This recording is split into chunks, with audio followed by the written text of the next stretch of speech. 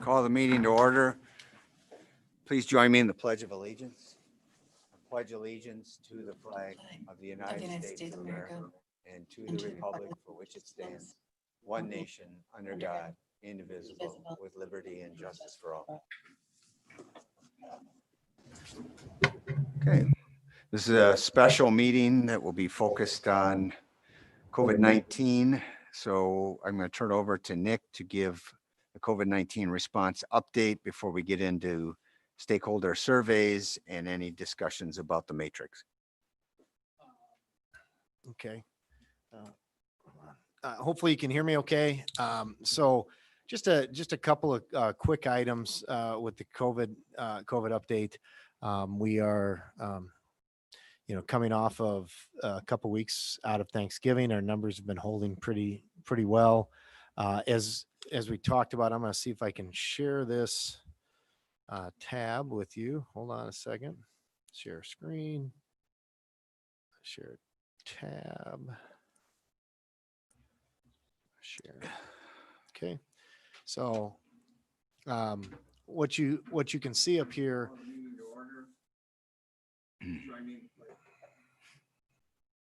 I think once is enough, probably. At least we know what the delay is. Oh.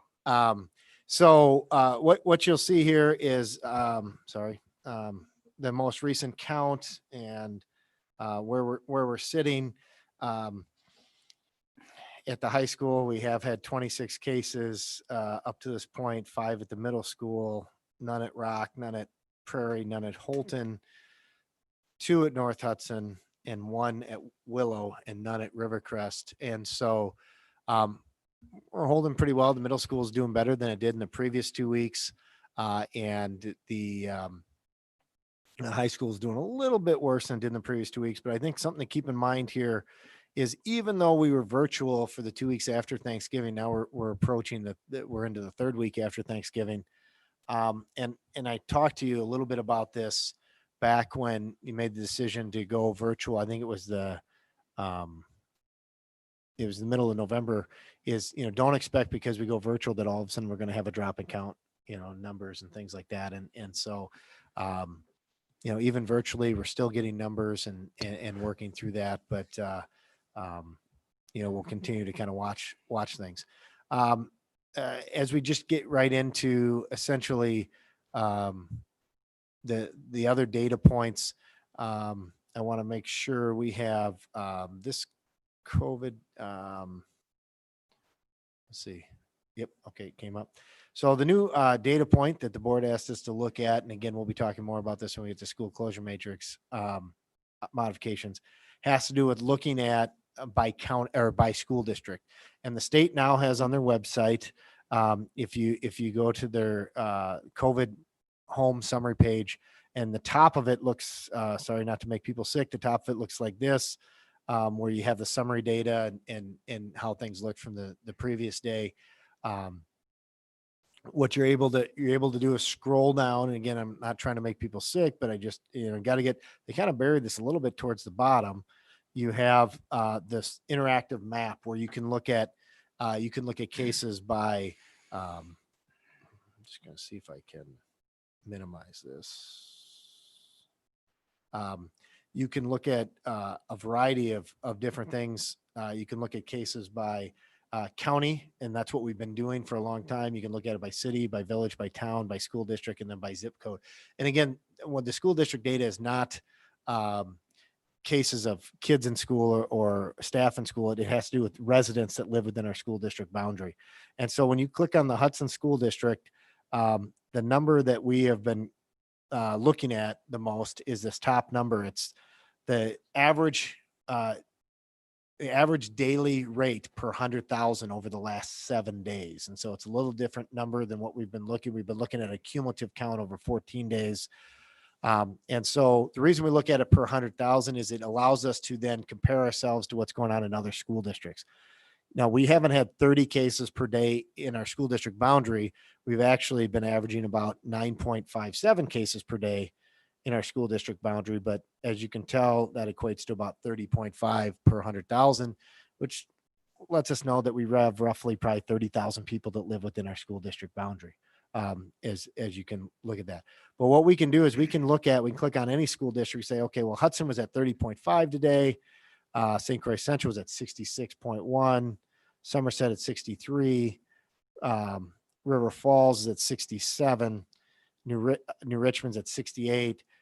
So you can see that, we're actually doing pretty well as compared to our neighboring districts. Go ahead, Carrie.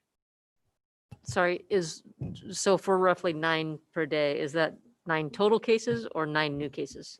So that is 9 new cases per Per day. day that live within our school district boundary. So Averaged over 7 days. average over 7 days. So you might have 2 cases one day and 16 cases another day.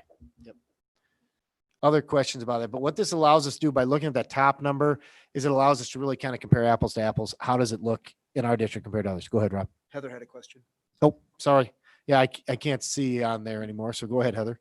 No, thanks, Nick. So Nick, do you know, I think I heard in a meeting on Monday that right now the state numbers that we're seeing only include and I don't know the right names, but the longer tests, that are not including any of the same day tests like that are being offered at UW River Falls at the drive-through, et cetera. Is that your understanding as well, that those numbers are not part of these numbers, those test results? Yeah, it's hard to know because every time I talk to somebody different from public health, I get a slightly different answer. It is, originally it was if they had a WEDS number, they were included in the results, but some of the rapid tests do have WEDS numbers, some of them don't. But what I can tell you is, at least from our data, like as a school district, when we positive cases, we count whether it's a rapid test or a PCR test, regardless, we count them both as positive if they were positive. The county may not be counting all of the rapid tests. We don't quite know exactly what that is. Got it. Does that Okay. hopefully answer your question? Yeah. So in other words, the emails that the school sends out, those numbers would include the rapid. Yep. My Yep. understanding is that, right, that the state numbers do not right now, but I think St. Croix County is working on a dashboard that will. Is that right? I mean, yes, I hear what you're saying, that it's hard to know which data you're looking at. Yeah. And we've chosen to go with state data through this pandemic because, to be quite honest, the frequency in which the county data gets updated is sporadic at times. And the state has been pretty consistent in updating things now. So the county may end up with different numbers than what the state has. And so, as you'll see in our matrix proposal, we're going with state numbers and not the county dashboard, but that's, something we can continue to look at. Okay. Thank you. Yep. Other questions? Okay. So what I want to talk about next is our different engagement surveys. And what is our feedback from our parents and from our staff and how we're doing. Sorry, I gotta get logged in. And we had a little bit of an issue with this thing spinning when we were with TAC a little bit earlier. Hopefully it works a little bit better. So our parent respondent, we had over 2,100 parents respond to our survey. I can try to see if I can make this a little bit bigger. Hopefully that helps. And what you can see is we have good distribution across all of the grade levels. We had good respondents. It wasn't like it was only high school or only elementary. So we had good distribution. And I think the other thing is, understand that some people look and go, okay, that equals more than 100%. How can that be? You have to remember that families can have more than one kid in multiple grades. So that's why it's going to equal more than 100%, 100% as we look at that. So when we look at some of the feedback, I'm not going to go through every one of these tabs, but some of the major tabs I want to make sure that we touch on feedback, and then I can give the board kind of a full report is we want to know how are we doing on the communication side of things, and our positive case letters that go out. Heather mentioned them earlier. 88, 89% of our parents said they're getting the information that they need based on those letters. We're doing a pretty good job with that. We feel pretty good about that response. Website, 83, 84% of our parents say that they're getting what they need out of the website. And I think what's interesting is when you have a high number of do not know, I mean, you have to then look at, okay, how many say we're not getting what we need from the website? And it's really only about 6.5%. And so I think we're doing a pretty good job communicating that way. The board meetings easily accessible. Again, some people might say, well, that's only 62%. That's kind of low. However, you have to look at, 22% of the folks said I don't access that information, so it's about 15% have said it's not as accessible as they would like. And so we'll kind of continue to dig into that and figure out how we can make board meetings easily accessible as we work through that. The transparency and sharing information, there's about 14% of the folks that think we could be more transparent in sharing information, and we'll continue to strive to do that. We're literally giving all the information we have. There's nothing that we're holding back other than actual names of people and cases and things like that. But that wouldn't be information we would provide anyway.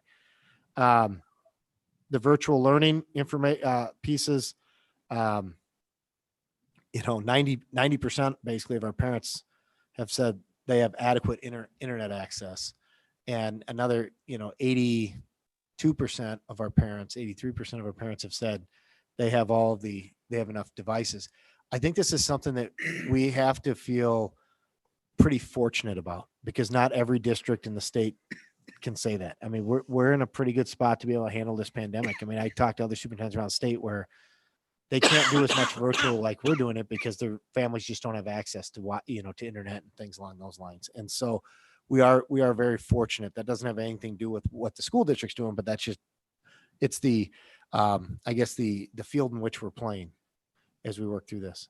And then what we've done is we've kind of combined some things. And so hopefully this doesn't send us spinning. Okay, good. Elementary grade levels. So we'll look at how did elementary parents respond to the survey on a few things. When we look at elementary parents as a whole, do they get the information they need from their child's teacher?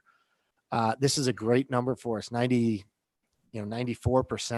of our parents are saying yes. I mean, that's a really high response rate, with about 4% disagreeing. So obviously we don't want it to be 100%, but this is a very good response. And you can see over 90% of our elementary parents say that their kids benefit from their in-school instruction. Now, when you look at the virtual instruction question, you say, wow, only 26% of our parents say their kids benefited from virtual. You got to look at the does not know. 60% of the parents their kids haven't been virtual. So they would have a do not apply. We do have 17% that said, they have not benefited. Access to materials. Again, some of the virtual learning questions aren't as robust at the elementaries because we just haven't had as much virtual learning as we work through this. Supporting children. I think this is an important one. Maintaining my child's social connections to peers is a priority. At the elementary level, 95% of our parents are saying that's a big priority. And I think we all kind of know that. We've gotten that back on other surveys and how this works. We feel really good that parents, for the most part, feel that we're providing good social emotional support for kids, even during this pandemic, and that we're able to do those things. Go ahead, Rob. The question prior, you made a reference to it only being What? elementary school. I can't hear you. I'm sorry, Rob. The question prior. Yeah. You'd made a reference to that being only elementary. How do we? I mean, I know you know that, but how do we know that? The question doesn't state elementary. Oh, so I only clicked got on this. So we're only looking at elementary data right now. I'm going to show you how middle school and then high school, and then we'll get into some Thank staff data, and then I'll give you into the matrix. So I just want to give you some background on this. Do people feel like they know who to contact if they have questions? About 90%, almost 85% of our parents said yes, which is great. But I think this is the question that I think the board was kind of wondering the most about. Most preferred model. 85% of our elementary parents are saying 5 days a week face-to-face, with another 8% saying it hybrid at the minimum. There's 9% of our parents that have said they complete virtual. And one thing I remind you is we have probably more than 9% that are in IDL. Don't we, Dave? At the elementary, maybe somewhere around there. Yeah, I think About 11%. So, I mean, this is filled out. So this isn't just parents that are attending, kids are attending face-to-face. This is all parents were given the survey. So, this falls along the lines of what we thought it would fall. Go ahead, Sue. Now, this is going to be relevant to our discussion of the matrix. Yes. especially, I see the part about hybrid, their no, their preferences related to hybrid and virtual. So Yeah. we'll take that into Yeah, consideration and that's why I later. wanted to make sure that you Okay, guys had this good. data before we talked Thank about you. the matrix changes and things like that. As we go through this, at the middle school, we continue to, look at things. My child has, the information they need from their teacher, that drops a little bit, 77%. And, we'll continue to work at what that looks like. But if you look at benefited from in-person instruction, it's, close to 90% is what parents are saying yes to. And benefited from virtual because there's more parents that obviously all of our parents have had some experience with virtual instruction at the secondary because we've either been in hybrid or virtual or face-to-face. Access to materials as we're looking at some of those things.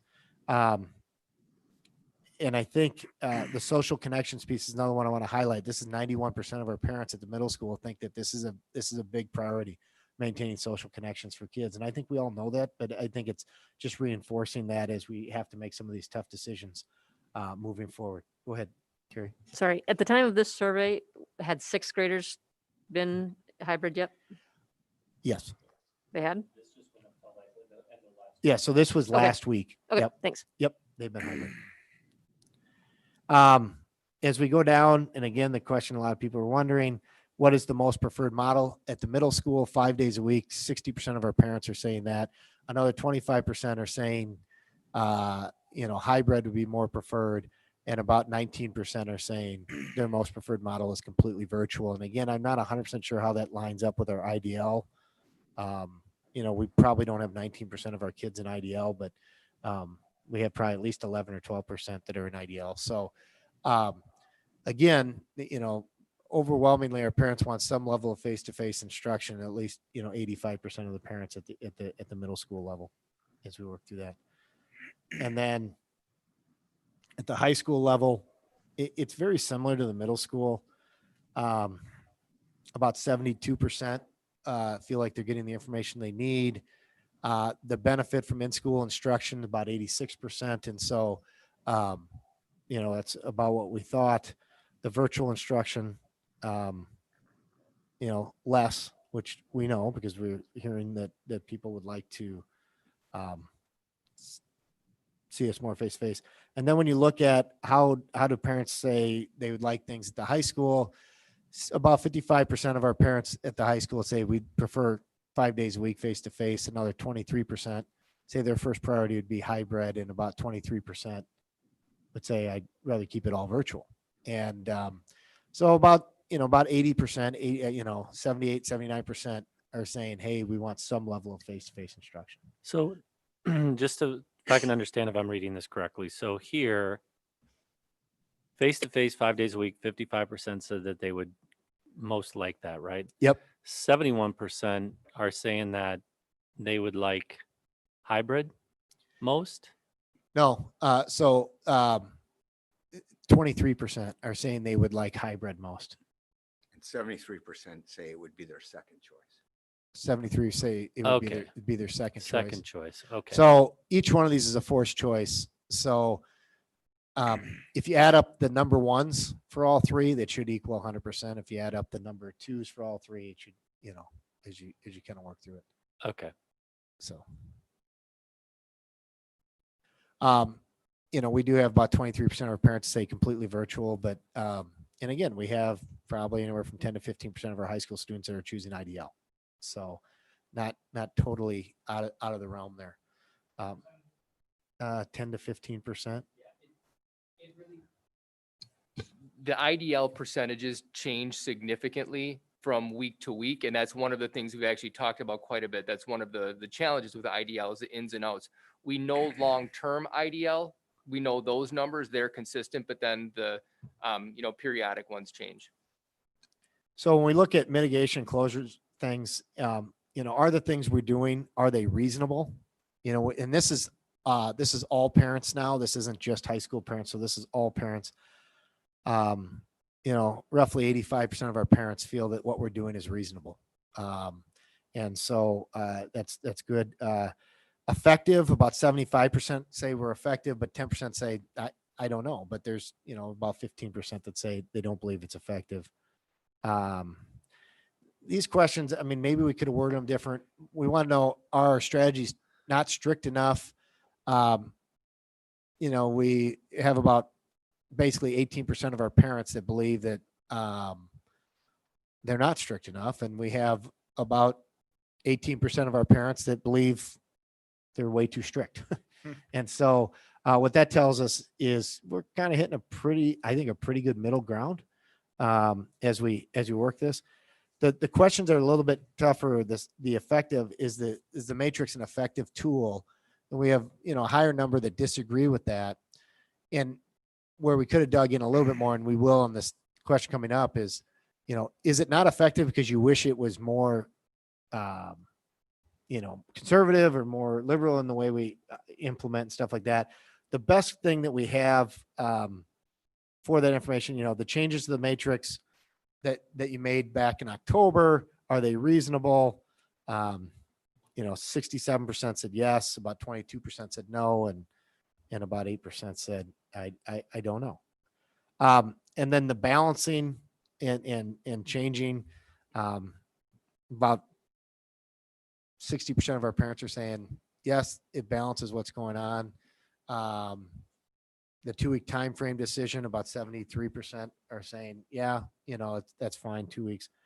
But the one that's really kind of an eye opener here is, on a scale of 0 to 10, how would you like to see us rate or weight what's going on? With 0 being, have it be completely on community numbers or county numbers, to 10 being, have it be strictly based on what's going on in the buildings.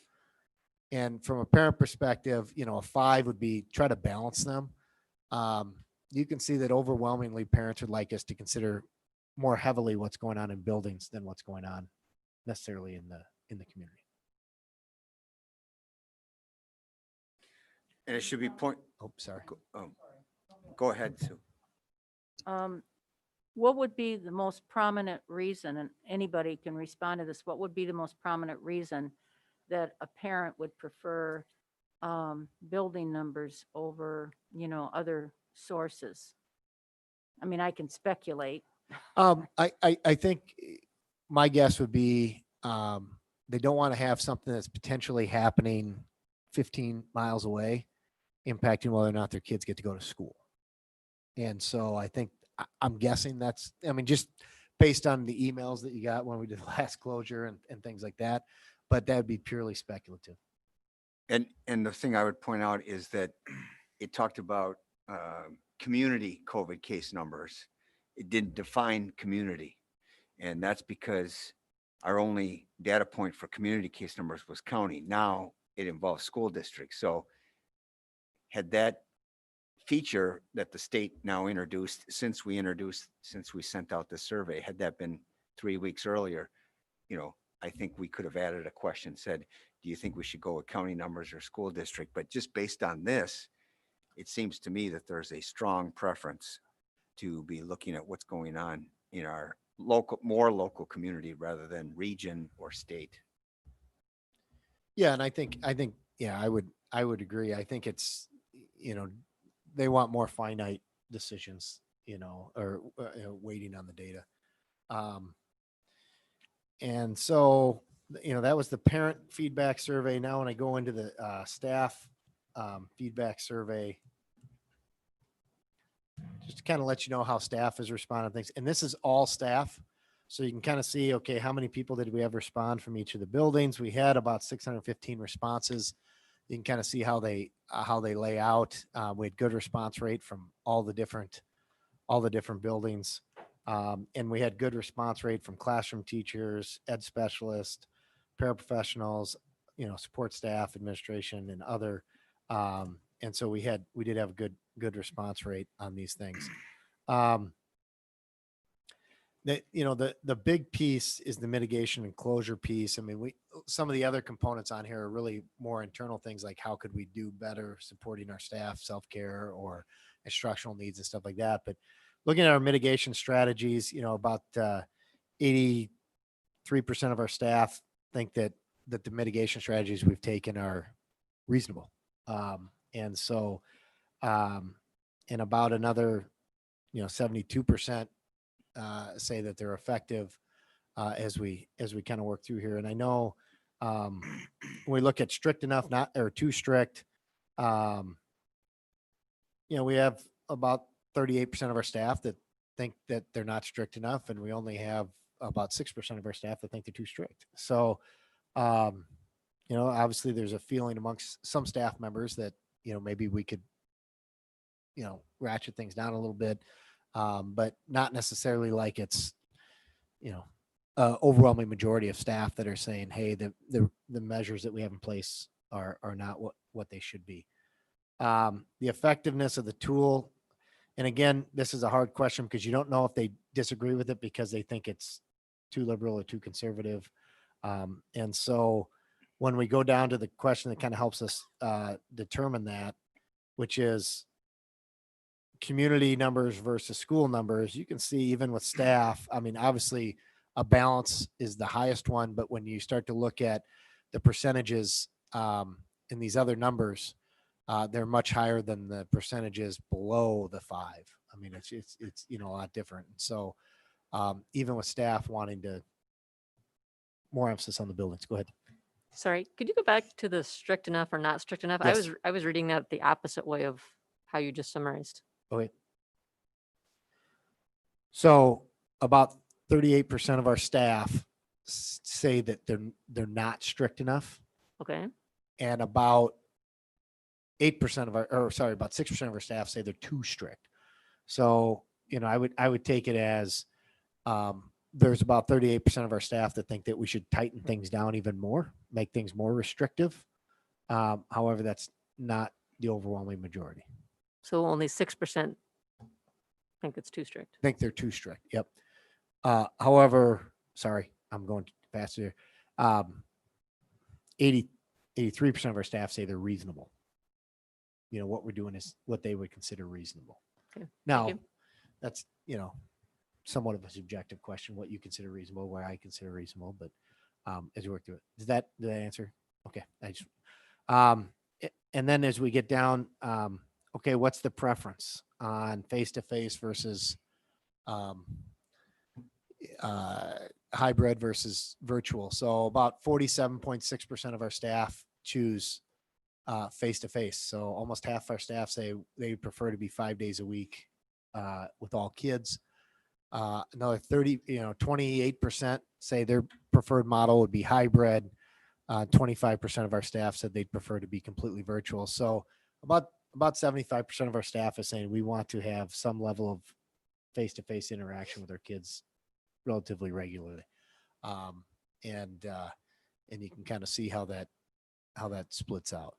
So I would say the hybrid model, when you look at it by buildings, you start to disaggregate the data. Hybrid model is not very popular at the elementary, and we talked about that at TAC today and got some additional feedback as we work through that. So that gives you a little bit of the staff data. How would that question break down for the high school? That last one. That's what I was going to ask, Nick, is if we could see those questions for high school staff and for middle school staff, that would be helpful. You want them combined or you want them separate? I'll show you just high school staff. Okay. And then I can show you middle school staff. Great. So this is part of why I decided to do the live website versus a presentation, so you could ask us. So you can see it was 176 respondents that claim that were at the high school. We go to mitigation closure. Reasonableness of our strategies. 84% of our high school staff believe we're being reasonable. If we go down to not strict enough, there's about 34% of our staff don't think we're strict enough, and about 4% of our staff that at the high school think we're too strict. When we go down to, you want to go down, Heather, you said to the preference. Yeah. So as you can see, high school staff, how would they want the numbers weighted? The vast majority want some level of balance, but when you go above and below the 5, you can see that above the 5, more staff are wanting us to put more weight on the building numbers and less weight on the community numbers, and then the 5 days a week and face to face. Sorry. This is, I mean, this is even, about as even a split as you're going to get. I mean, about a third, a third, a third. But 70% of our staff at the high school is saying we want some level of face to face with our kids,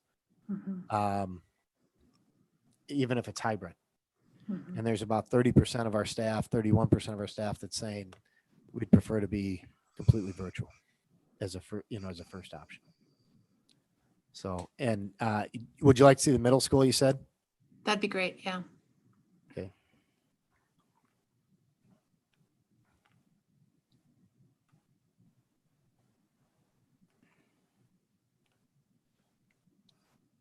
So you can see 131 middle school staff members answered this. Wow, almost as many as at the high school. Yes. That's a vast majority of the middle school staff. I mean, that's probably about 85 to 90%.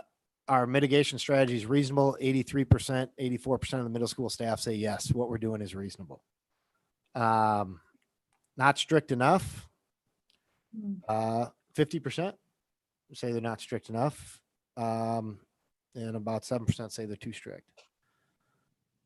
And then when we go down here to how do they want us to weight the numbers, middle school staff, overwhelmingly kind of middle of the road. But if you look at percentages, obviously they want it weighted more towards what's going on in the building, less towards, but the average response is 6.0809.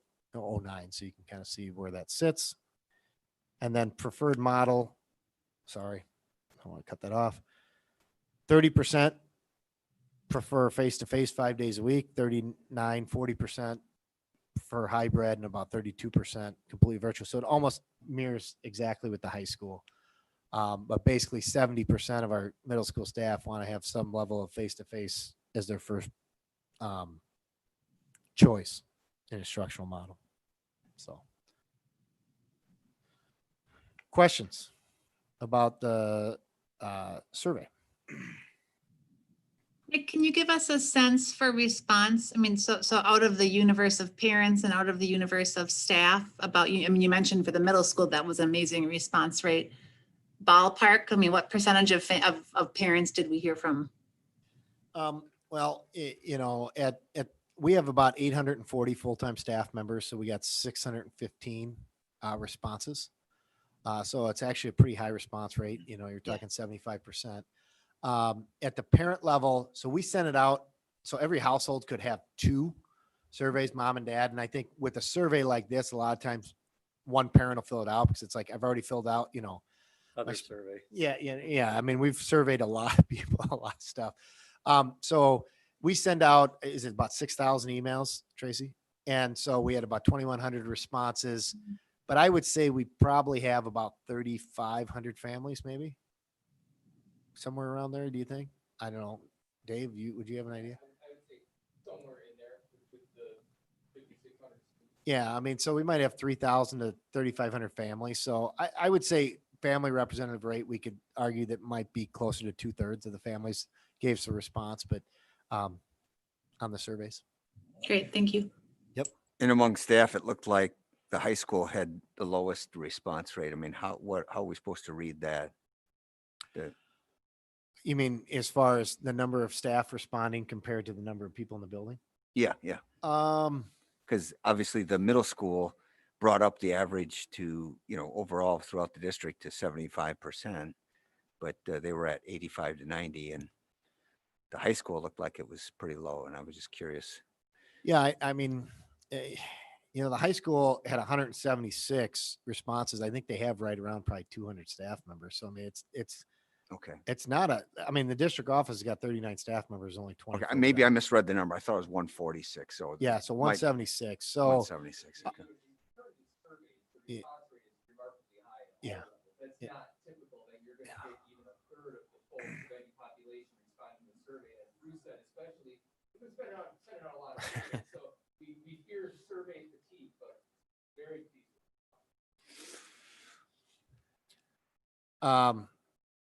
As we went through the positive cases, I can't remember. Did I go through the positive? I think I went through the positive Yeah, cases. you did. You started with that. Okay. Losing my train of thought. So now let's talk about what we're thinking with the school closure matrix. And I will. Nick, we didn't see any student results. Are those not in yet, or is there not enough to share? We do have student results. Let me see here.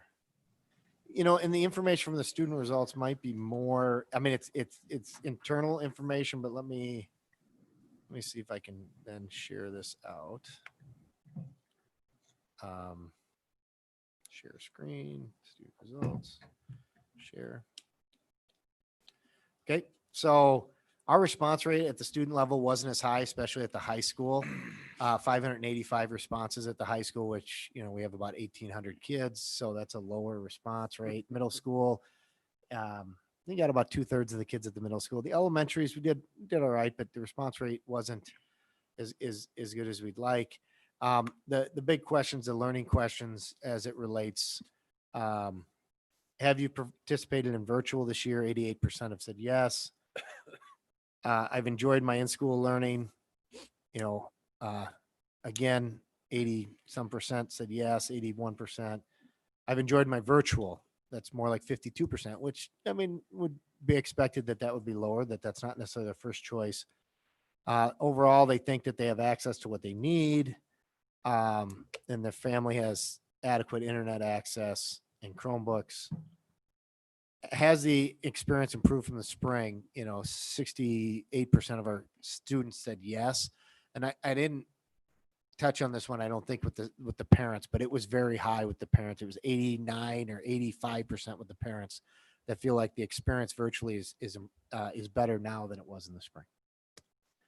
And then I feel comfortable with in-person instruction. Sue has a question. Go ahead. Oh, I was just going to comment that is a very valuable question to ask, because with that distance of time, it's so hard to know when we suddenly had to just close down school. And then we had the summer to prepare, and you did a lot of work, David. It's wonderful to have that feedback, because now at least we had some predictability factors so that we could improve our delivery. Well, and I think, teaching and learning services and student services, everybody really hit it out of the park. And I think, when we made the decision in July that we were going to run a synchronous model, we knew it was going to put a big burden on our staff. However, we felt like it was going to be the best model if we were going to have to do some level of virtual. And the feedback has been positive, and it's because of what this teachers are doing. I mean, that's how they're delivering, and also how teaching and learning services have, gotten everything on the same page. And so, but it's not without its challenges. There's no doubt about it. As we work through it. So let me see here. I got a, okay, school closure matrix. Now I got to go back to share. Sorry. I've been on 3 different platforms. I've been on Microsoft Teams, I've been on Google Meets, and I've been on Zoom today. So trying to remember where everything is in each one of these platforms is a little bit of a challenge. So the first thing I want to touch on with the school closure matrix is this. So the biggest change you'll see with the school closure matrix is that we move away from school closures at the elementaries, and that we look at, we kicked around this idea, I think, way back in July and August, like, do we respond just on a classroom by classroom basis? And then we went to having building level decisions. And here we are right now, based on the data that we have, the recommendation the administration would be that the elementaries no longer be building level decisions. We'd be looking at everything from a classroom level decision. Something that's a little different than what I sent you even yesterday is a reduction in the amount of positive cases in any one classroom. And so it's about 15% of the class size guidelines as far as on average. And what it is, so for K2, if we were to happen to have 3 positive cases in a classroom over any 14-day period. So this is rolling. So we look at today, go back 14 days. We look at tomorrow, we go back 14 days. So no longer would they be on the decision matrix. They would be kind of a real-time rolling. Anytime we hit 3 cases or more in a in an individual classroom, we would go completely virtual with that classroom for 2 weeks. And the reason being, there's not a hybrid model in this, is the feedback that we heard from elementary teachers was being completely virtual or completely face-to-face is better than trying to do hybrid. It's just some of the things that happen when kids are out on IDL, when they're the ins and outs at the elementary levels, become more classroom management issues, and which aren't quite as common at the middle school and high school. And so, and they're not as common with our permanent IDLers. So the kids that have been home on IDL since the very beginning of the year, they're in a groove.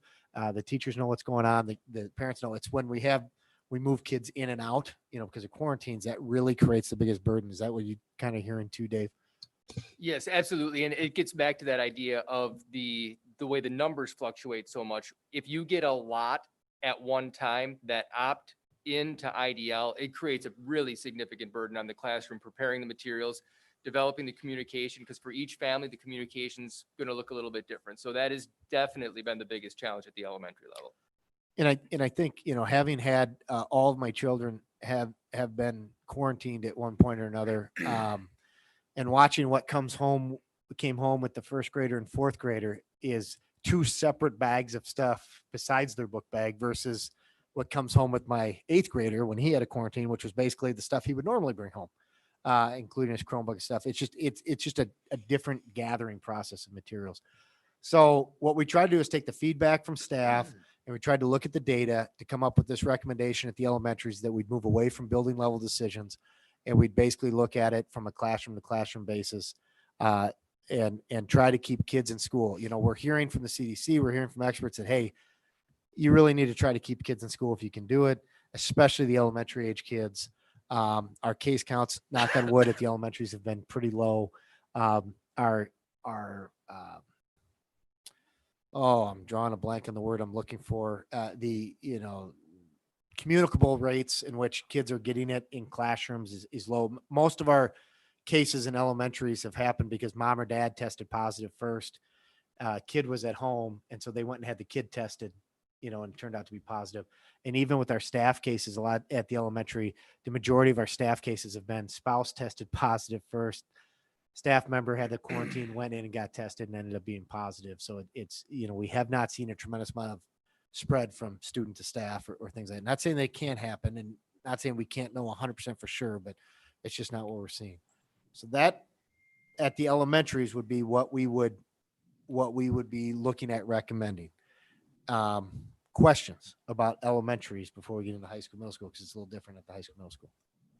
How about the input that you got from teachers on this? Is that your, okay. So we brought this up in TAC today, and there really wasn't a whole lot of feedback. I don't know, Andrea, if you want to chime in. I did a lot of talking, so I kind of forget what exactly is always said. So I don't know. No, I would say that there wasn't a lot more listening than talking at this particular session. And I think that there was just some questions. I think a lot of questions continue to center around winter break and the implications of that going into January as compared to the specifics of the matrix. There wasn't as much dialogue. Yeah. Go ahead, Rob. At first blush, I have to compliment you on just the granularity of the focus on the classroom. Our goal is to be intelligent about the decisions we make, because we have a lot of families that were responsible for the kids anyway. And to look at this by classroom, because a classroom, if there's an infection, likely it's going to spread within that classroom, but it doesn't necessarily mean the classroom next door is going to be affected. And that gives us a much better opportunity, I think, just looking at this, to keep more of our kids in school if there is an outbreak. So kudos on the elementary part so far. Yep. And I'm just going to be upfront. And I said it to TAC today. I will tell you that it has been my priority, and we've talked as a team, is to try to keep our kids face to face as much as we possibly can. And I'm not going to hide that fact. That is a priority for me. I think that it makes sense. We know that that's the best learning model, no matter how hard our teachers try.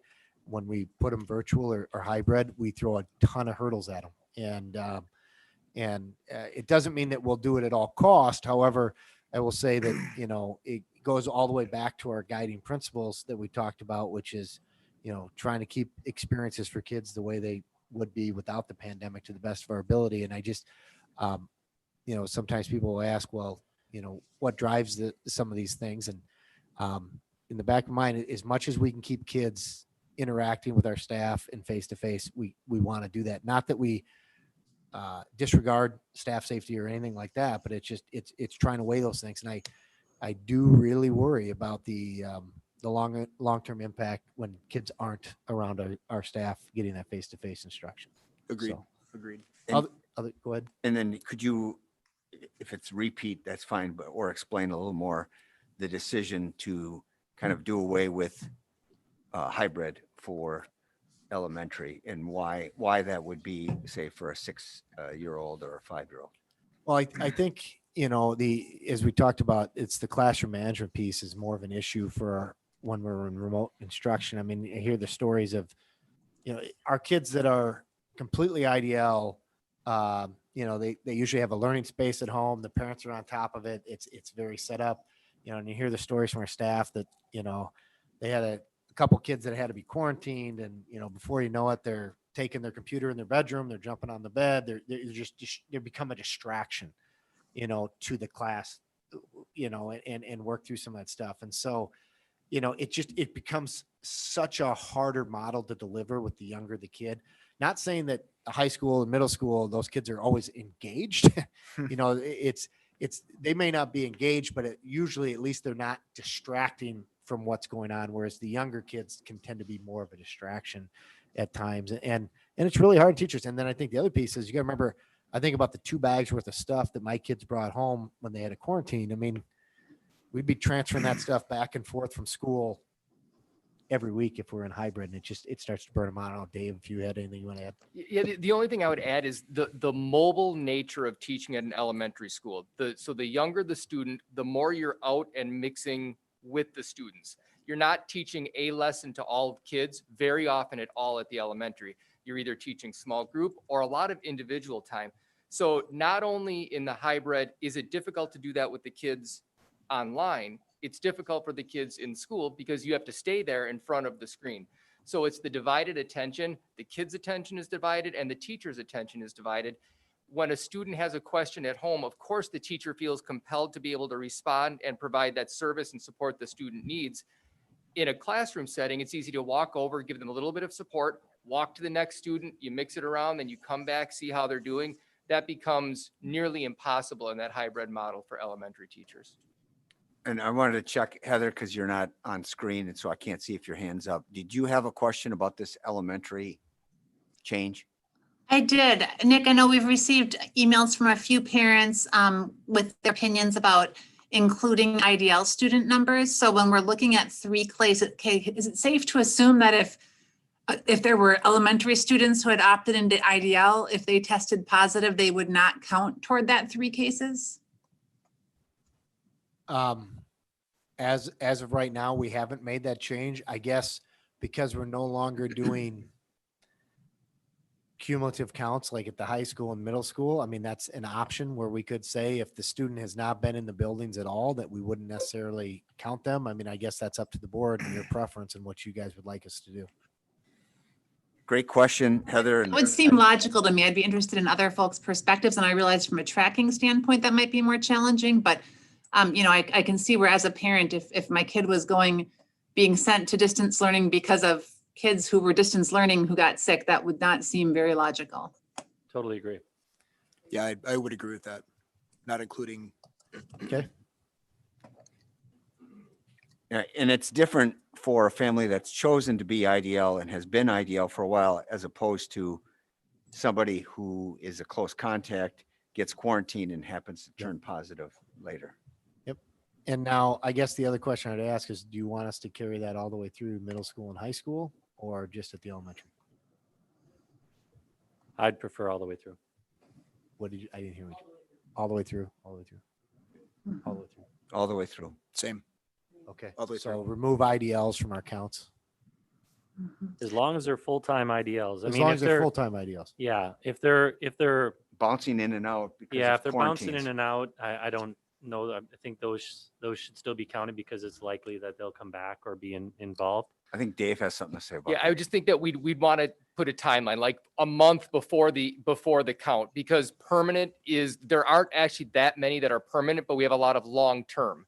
So Okay. we'd say like, prior, they haven't been in the school for activities or instruction or up to a month prior to the measure. I think as long as you put some guidelines around it, I think you get the gist of what the board is saying. You know, the only complicating factor, I'm just thinking about this for high school, might be kids who are IDL can still play sports and participate in extracurriculars. Is that accurate? So the fact that they're not in the school building does not mean that they aren't participating in school activities. So that's what Dave was trying to clarify is they would have to be not participating in any school activities or Okay. face-to-face school for like 1 month prior to them. Okay, being positive. okay, sorry, yeah, thank you, yes. Or 3 weeks. I mean, whatever you Yeah, pick whatever for we time think is frame. reasonable. It could be 2 weeks, And right, Okay. especially if we're talking about, everything else had been in 14 days increments and stuff. So Right. I just wanted, and that's why I was saying permanent might be too much of a measure because we don't have that many. So whatever that guidance would be would make sense. Dave's our numbers guy. He throws them out there for us. I like the other thing that I point out is an important word is the approximate. The word approximate before 15%. Yeah, I because- mean, and that's the thing, because we didn't want to have it so that we have to know, okay, there's 16 kids in this kindergarten classroom and there's 17 kids in this kindergarten classroom. So we're saying approximately 15% of the class. And with that means it's 3 cases, K2, it's 4 cases, 3, 5, and that's based on our class size guidelines. So Right. that's how we came up with that. So it's so basically if we have a 4th grade class, if one of them has 22 kids in there, it's going to be 4 cases. If one of them has 27 kids in there, it's still going to be 4 cases. It's just so we're not having to track every individual classroom that way. Thanks, Bruce. No, I'd just like to mention that, I know we talked about this at a previous meeting about skipping the hybrid in the elementaries, and that's all I've been hearing is how difficult it is for hybrid, from hearing from teachers, from parents.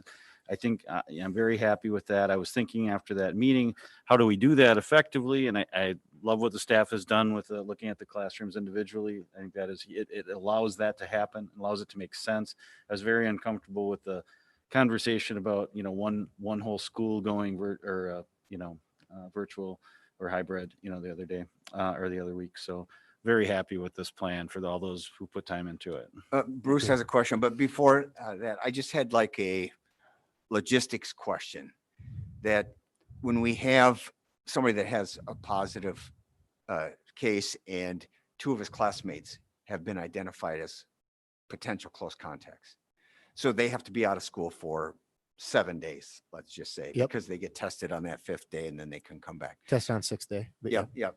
So for those 7 days, what happens to their desks? Do those desks get moved so that now the classroom, instead of 21 kids, has 18 in it? And so are they distanced so that more distance is put between? Nope. Or if they all are concentrated at once, you keep everybody real closer together, or do you separate them? I was just curious. It's Yeah, almost a janitorial question about what happens. To Yeah, I haven't seen any adjustment like that. I think when that would occur, the desk stays where it is. I mean, part of that is even though we know that it's not easily transmitted on surfaces, you wouldn't necessarily want to be shifting everything around in that instance. Now, it does allow for more space, certainly, but now if it's permanent again or long-term IDL, yes, then they make adjustments the way the seating chart is set up. Right. Okay. Thanks for answering that. Bruce? Just a general question, I guess, not only having high schoolers now, the elementary kids, by doing it by classroom, how do they go to lunch? I mean, does their grade go to lunch? Does it just class go to lunch? Like, how do we make sure like these classes aren't, intermixing, or, you've got two sections. Do they have gym together? They first of all, our specials are individual. They stay with their classes for specials. Lunches, they have assigned seats. Okay. Plus we have the plexiglass at lunch. The only time they're really mixing is at recess, and outside play is considered the lowest risk activity. They could mix also on the bus, I guess, technically, but again, that's been low risk. So really the elementaries, I mean, they're about as cohorted as it gets without Okay, delivering their lunch to their classroom. Thank Go you. ahead. Gary?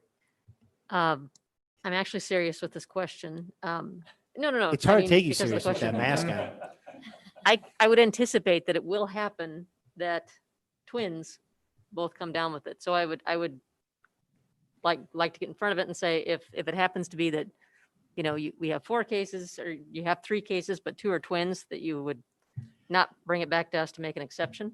Yeah, I mean, we would handle, and remember, the whole thing with the school closure matrix is this is like guidance to help us make decisions. It's not the end all be all. Let's, lock it in here, and we'll talk about that at the middle school, high school. So, yeah, I mean, if all of a sudden, we happen to have, a set of twins in a classroom that were positive, and then, one other kid that was positive, we may say, hey, we're not gonna send that class virtual, especially if we know that potentially one or both sets of individuals got it from outside. Like, hey, we know mom and dad or older sibling was positive for the twins, and now the twins are positive, and then this person's parent was also positive. So it wasn't like there was any risk of the fact that it was spreading in the classroom. Yep. All right. Does that cover the elementary? Or now we can Nick, look nope, at I do have just one more clarification. As we're moving from and I'm sorry if this was already clarified, if it was, I missed it. As we're moving from a fixed 2-week period to this rolling 14-day period, I mean, so does that mean, it's Tuesday, we get a new positive, which puts us at the 3 or 4 threshold? We aren't waiting for that next Wednesday. It'll be an immediate sort of, hey, parents, your kid's classroom is going virtual tomorrow, or how would the logistics of that work out? It would, we I guess we haven't got quite that far along. I think at the very minimum, there'd have to be a 1-day buffer for staff to work and get their stuff together to go virtual. So at the very minimum, there's going to be a day when kids go home in that class and they're not getting any type of IDL. And I think, it's, we'll make, what's that? Yeah. I mean, we're trying to figure out, I don't know, Dave, you have anything on this Well, you're right. We need at least 1 day for prep, but then I think there's probably also a need for a communication day. So 1 day to communicate to everyone, make sure everyone's on the same page.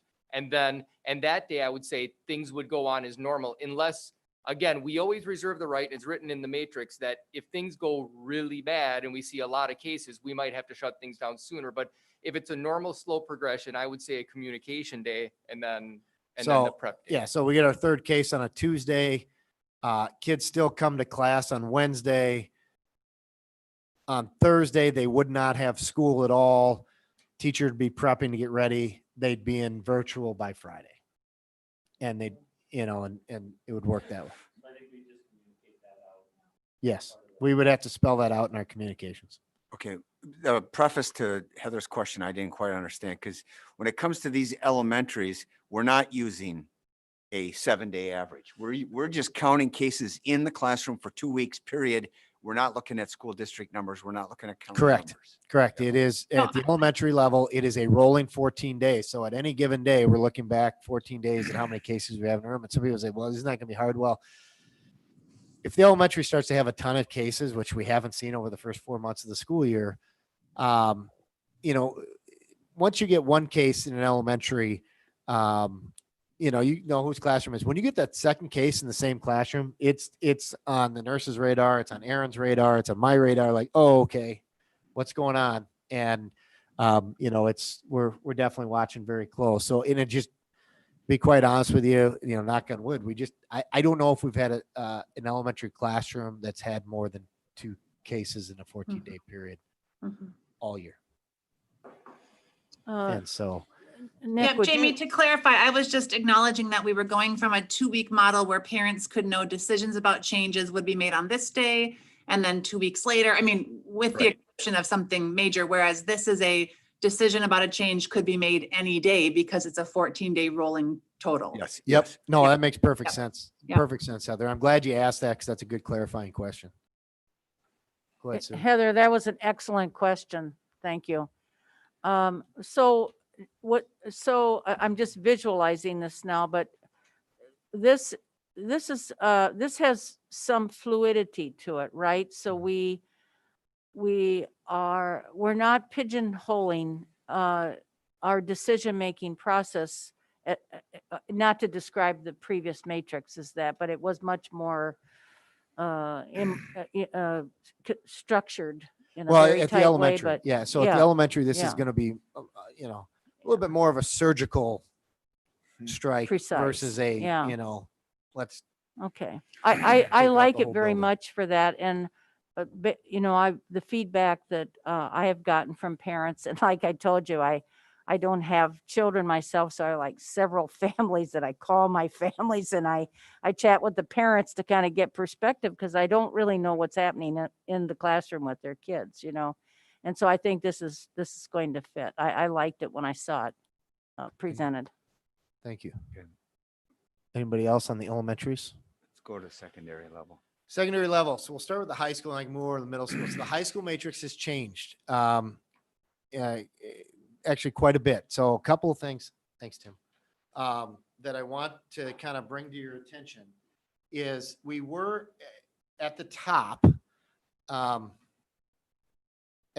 We were counting cumulative cases, and we were dividing them by basically 10, and there were county cases. So it was cumulative cases over per 100,000 divided by 10. If you remember, sorry, I'm just gonna bring up, this was our matrix. This is our current matrix right now. So 14-day positive count per 10,000 residents. And you can see the numbers. It was 0 to 15, 16 to 30, 31 to 40, as you work your way across. The proposed matrix changes. It's the new daily. So it's that number I showed you in the beginning from the website. It's the new daily confirmed cases of residents within the Hudson School District boundary as an average over the last 7 days per 100,000 residents. So instead of us having to divide things by 10 or trying to do these things, we're specifically taking a number off the website. It changes every day.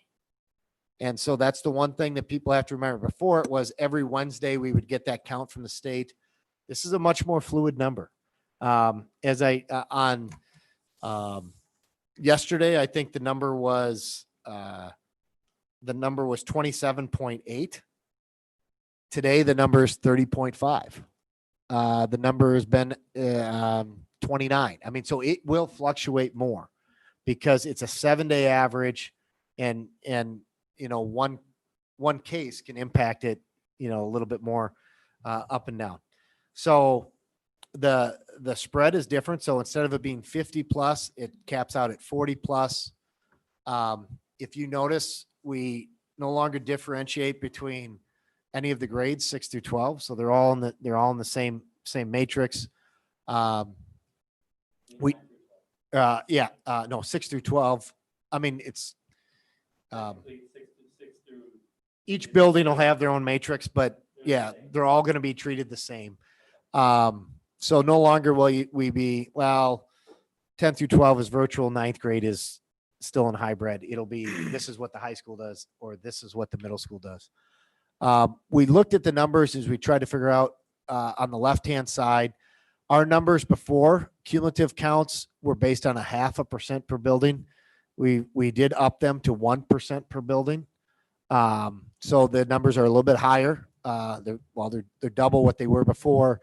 And again, it's because we're trying to dial some of these things in right now. Just to give you an idea, I think today the count was 30.5 as far as the top number, and the high school is at 26 cases. That would put them in hybrid. So it's not like all of a sudden this matrix is going to kick everybody over to face-to-face 5 days a week. One of the things that we would say, however, is Nick, am I looking at the wrong data? Because I see 9.57 as the 7-day average at the state website for the Hudson School District.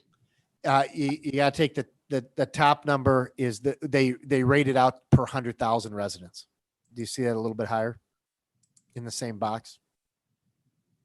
Tracy, is this link out on our website to this? Not to Right, the. okay, so not that's to the actual positive 7-day average, and then you have to Yep. turn it into the Supporting 100,000. data. Okay, all right. The website that has this data on it every day. Yeah, Okay. we'll put the link to the website where they can get that data so they can track it. Okay. And the reason, Heather, we use that 100,000 number is just so we can constantly be comparing ourselves to other school districts. And that they scale everything to that. So like at the middle school, for example, the middle school, let's say that, the number was 28, 29, somewhere in there. And we have fewer than 15 cases, but we've been in hybrid. If it's really close, we might say, you know what, let's give it another 2 weeks in hybrid.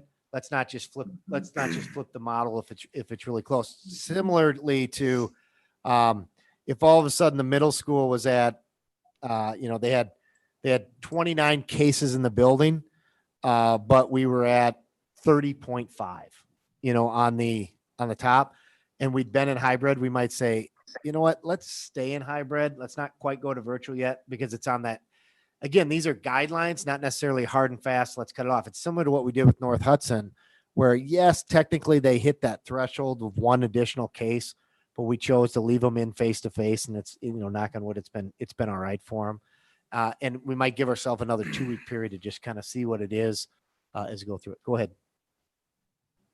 So we're still looking at it every 2 weeks, or? Yep. So this matrix, so for middle school, high school, it would still be on the 2-week increments. So the way this would work is we would make the decision on Wednesday, the 23rd, if you adopted this, and it would go into effect. It would be our model for January 4th when we come back. So it'd be the first 2 weeks when we come back.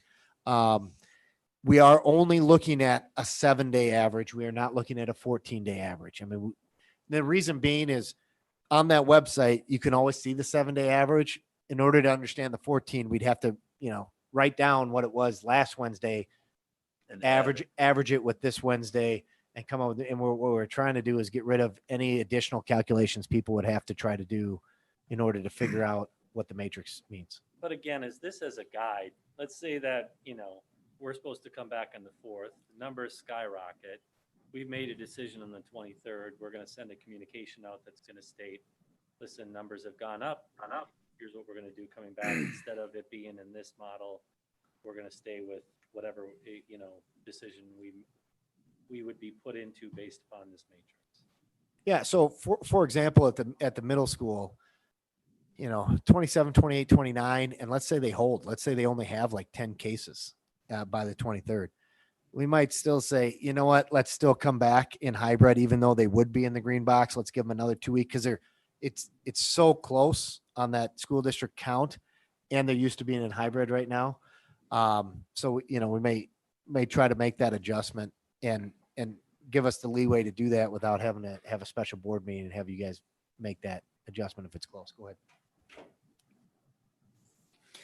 To alleviate, I guess, some potential confusion, when we look at the middle school, is there a way to label those boxes just, 6 through 8, and then the high school 9 through 12 versus everything being 6 through 12? I mean, it's not certainly not a huge deal, but just to alleviate some confusion, it might be easier that way if we could. Yeah, I mean, we could absolutely come into the middle school and say, yeah, it's 6 through 8, and so that they're not 6 through 12. Yeah, the high school would just be 9 through 12. I think Yep. That's a fair change. It's very clear. It's there, a little bit easier now that we're, originally when everything was in each box, it's because we had a 1-page graphic we were trying to get out to families in August. If you remember, this was our school closure matrix. We wanted to have it in 1 page. How does it all flow and people could see? But yeah, we can, that's easy enough to make those Yeah, I think changes. that's good. And is the call then being made every 7 days now, or is it still 14? It'd still be every 14, it'd still be every 2 weeks. Can I ask one question? You bet. We're not making a decision right this second. However, I think regardless of what our numbers are and what would, in theory, guide us on the 23rd for when we return to school, given the fact that there will likely be a lot of gathering, social gathering over the winter break, I would vote against maybe going to face-to-face or hybrid if that were what was indicated, and look at the number is the next reporting date the 6th? The next reporting date would be, I mean, originally what it was set up to be is the 13th, is because it'd be the Wednesday in between the 2-week period. Okay. But I mean, we can move it up to the 6th. We can, Not that the 6th would give us a full indication of the effects of potential gatherings over the break, but certainly a better number than next Wednesday. yeah, I mean, we can absolutely do either one. I mean, I can tell you right now, my biggest concern is keeping high school completely virtual for, it'll be 5 weeks of the school year at that point, 5.5 weeks if we wait another 2 weeks after break. If we don't bring them back, at least some level of hybrid if we can. But if that's what you want to do, I mean, because one of the things we're seeing even coming off of Thanksgiving, and I know winter break has way more opportunities for interaction. We're not quite seeing this massive surge that everybody said we were going to have. Now, that doesn't mean it might not come. It's just we're not seeing it. I guess I would say if it indicated next week, hybrid would be palatable, because somehow. We can't hear whoever's talking. Oh, sorry. Sorry about that. If it indicated hybrid, I guess that would be more palatable than if it indicated a full face-to-face return at No, I those levels. I totally understand that. I mean, and what you could say is, hey, coming out of winter break, middle school and high school would be in hybrid, and starting at that first reporting period, which would be on the 13th, that's when we'll fully implement the matrix. I mean, you could very well do that, or you could say we want to keep them exactly where they are now, and high school virtual and middle school hybrid. I mean, it's completely up to you. And like I said, my biggest concern is just long-term staying in virtual with the high school. I just, We don't need to make that decision. We've got a board meeting on Monday, right? Yep. I think tonight's really about making sure that we come up with the matrix, and if we're comfortable with that, and then Monday we can maybe talk a little bit more about that and see where the numbers are at and make it final. so, I mean, you could take action. I'd say, okay, this is the matrix we want to use. However, on Monday, we'll make the determination whether or not it's going to go into effect on the 23rd, or if it's going to go into effect on the 13th of January. I mean, you could very Or the easily do it. 6th. I mean, we could. Or it could be the 6th. I mean, yeah, it's whenever you guys want to. I mean, I don't want to say that the dates are arbitrary, but I mean, it's just we try to do 2-week increments because we think it's somewhat reasonable.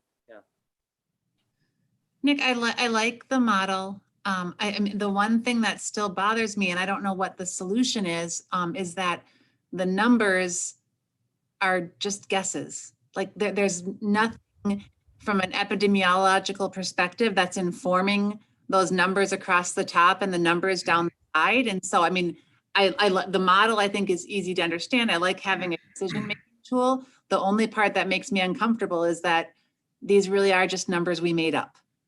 I mean, that they aren't based on, recommendations that, and not because we're avoiding or refusing to use the recommendations, because there just aren't recommended. But I mean, I just want to acknowledge, and maybe for some folks watching too, that that's the part of this that is hard, is that we have to take our best guess, because there's nobody who's telling us what those numbers should be across the top or down the bottom. I mean, is that a correct interpretation? Well, I mean, yes, there are numbers that we've put at this, but it's based on looking at our data and saying, okay, what have we experienced over the first few months of school, and what do we what do we think is reasonable in order to implement, to try to keep kids in school the best we can. I mean, it's just, we've never dealt with a pandemic to this level. And it is one of the biggest challenges, I think, with this virus is it responds so differently to so many different types of people versus being pretty consistent in how it impacts. So, Well, I agree with Heather's point about, the numbers and where they come from and what they're based in. But it was even worse when we did this in July to try and come up with a matrix we had no experience. We've got 3.5 months of experience now of what's been going on. yeah, I mean, I think, and that's our goal when we look at these is we're not trying to make drastic changes that all of a sudden change our learning model. Like I said, if it throw things into face-to-face, go from virtual to face-to-face in one swoop and things like that. So yeah, I mean, it is our best educated attempt to create some type of matrix. I mean, other districts are just saying, you know what, we're just going to kind of monitor the data. And when we start to, feel uncomfortable with things, all of a sudden we're going to go virtual or we're going to go hybrid. And so what we've tried to do is come up with some type of matrix. But yeah, I mean, there's none of us in the cabinet team, myself, are trained epidemiologists. We're trying to apply what we think is pragmatism to the situation based on what we've seen as a district and trying to balance a lot of different needs. But that number on the left is 1%, 2% of all the people in the building. Yes. So It wasn't before. it wasn't. It before, will be if. That's what I'm saying. yeah. This is now. Yeah. Yeah. Sue? I was just with the new data points on showing us what each school district numbers are. How much weight does that factor into, our process here and our decision making in this new kind of a little bit more fluid matrix? Yeah, I mean, I think what you're seeing now across the state is you're seeing school districts that have been virtual since March are now bringing kids back to school right now. And some would argue that it's literally 100 times worse now than it was, in September. March. And I think it's part of it is you get to a point where, we got to get them back. And so, yeah, we're looking at all the different numbers. We're looking at what other districts are doing. We're also looking at, how do we fare compared to the rest of the county, compared to the rest of the districts in the area. I know a lot of times people want to compare us to Minnesota. What's Minnesota doing? Minnesota. And it's like, I get it, I understand, but we're just not Minnesota. I mean, it's just at the end of the day, we're not Minnesota. And for example, I think Stillwater their elementary kids, I don't think have been in full-time school since March, I think, I mean, South Wash, I mean, I don't know if that's necessarily the bar in which we want to measure, because I think we've been extremely successful in delivering instruction at the elementary level and the middle school and the high school level. But if we would have followed some of those other models, we would have elementary age kids that haven't stepped foot in a classroom since March. And I think we've had our kids in class since September, and it's been beneficial to our kids. Can you address just like grades 10 through 12? Because I know we treated ninth grade differently that first semester than 9th and 10 through 12. But just for the 10 through 12, recap for us, how many weeks were they in person 5 days a week? How many weeks were they in hybrid, and how many weeks have they been virtual? So they were face-to-face, I think, the first 4 weeks of the school year, or maybe the first 6 weeks of the school year. Then they went to hybrid all the way until Thanksgiving break. And then after Thanksgiving, they've been virtual for about 3 weeks. The middle school has been hybrid at that same mark when the high school went hybrid, but then they did come back for 2 weeks and go completely face-to-face. And they've been in hybrid since the high school has been in virtual.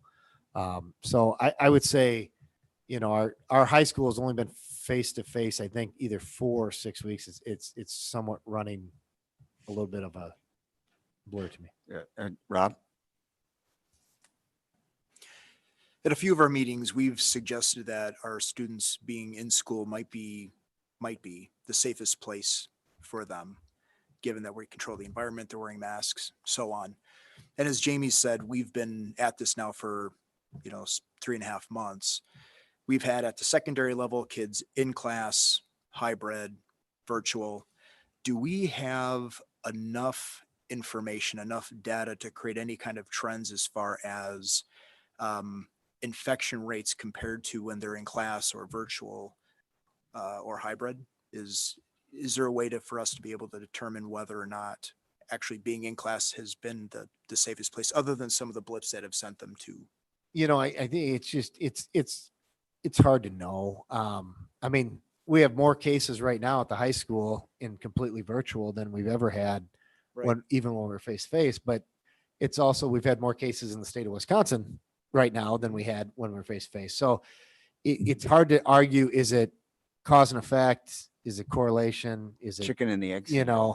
type of thing? And so, I mean, I would say, as I told you before, changing our instructional model, I personally don't believe helps reduce the number of cases, just because we have not seen spread within the building. Even when we were face to face and we would have a positive case, we just were not seeing the spread. And even at the elementaries, we're not seeing the spread. However, that doesn't mean that if we wouldn't have decided to go virtual for these 3 weeks, it couldn't have been worse. I mean, maybe it could have been worse. I mean, but we could argue that on just about every data point in any study, that, well, if we didn't do it, what it could have been. We don't know. I mean, we could build a statistical model, and that's all it is, a statistical model. But I would say that our big change when we change instructional model, it's probably is some level of comfort. It does allow us to space kids out more and give us that mitigation factor and things like that. But in order for us to truly understand it, we would have to say, okay, let's try this week completely virtual, and next week let's try completely face to face, and let's compare our numbers. And I don't think we're quite willing to do trial and error to that level. That might be a little bit more than comfort level. Well, without the trial and error part, just based on the data that we have. So that's high school is on a quarter and semester system. And how, I want to get back to the impact on the kids. Everyone is worried about the risk of transmission and all that stuff. That's a viable consideration, but there's also a consideration of the kids' mental health and their intellectual development. What do we have to measure first quarter of this year when virtually every kid was in virtual at some point, whether it was hybrid or not? How did our grades compare first quarter this year to first quarter last year when they were in person, face to face, 5 days a week for all 9 weeks? I'll let Dave answer. He's got that data. Yeah, thank you for the question. So one of the ways we track academic progress is by looking at failure rates, and not because that's the bar that we set, but because it drives action, because we need to intervene if a student is failing. And when we look at failure rates, we look at failure rates by the number of Fs across all classes. So not necessarily by particular students, but you take all the classes for all the students and then come up with that number. Last year, end of first quarter, we had 238 total Fs. In which building? I'm sorry, high school. Okay. Yep. And this year, at the end of first quarter, it was 421. So about an 85% increase in the number of Fs. That number actually pretty significantly climbed from the end of first quarter till about 3 weeks ago. And the high school has done a great job of analyzing that data, digging in. So we now have data by teacher, by student, in terms of what's driving that failure rate, and also what's already been done and what more can we do to put some action planning around it. But it's obvious that teaching in this model and learning in this model has significantly increased the number of students who are experiencing failure. And everyone wants to look to Minnesota as a guide. And what I heard was at the St. Paul school, where they were virtual, for a significant period now since September, since March, really. And they have 40% of their high school kids are failing. Yeah, and that's a good point. It's not just Minnesota and Wisconsin. There's a lot of data out there that shows that the rate of failure has climbed significantly. And one of the reasons that's such an important number, if you think about the high school experience, if you fail a class, that limits your options from that point forward.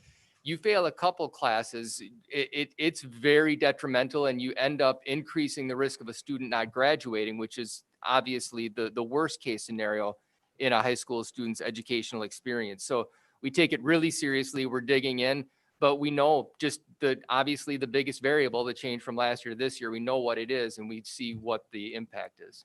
I think something, and Dave alluded to it, is this idea that people keep throwing out there that we can just meet kids where they're at and we'll catch them up.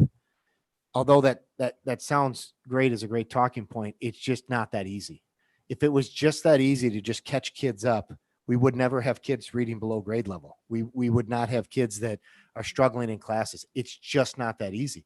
It is extremely hard. And that's why, I have pushed and the team has pushed is how deep of a hole we dig is the same hole we got to try to dig ourselves out of. And, this idea that, we'll just meet them where they're at and we'll catch them up. It sounds good. It's just not that easy. Our staff works their tail off, whether they're in pandemic mode, whether it's not pandemic mode.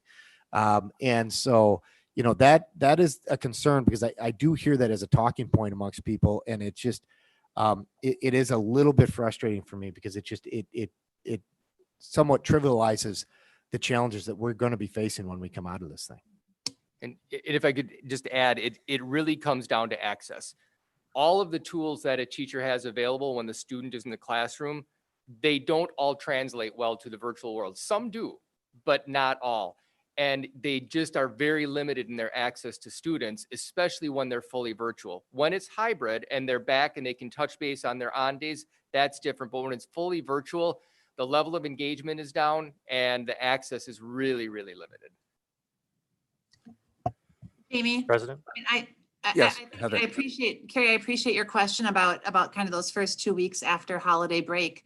I think if we look at the feedback from, I think, both middle and high school parents and then teachers, if I'm remembering, about half of middle and high school parents said that their first choice was something other than full-time in person. And about 2/3 of middle and high school teachers said that their first choice was something other than full-time in-person instruction right now.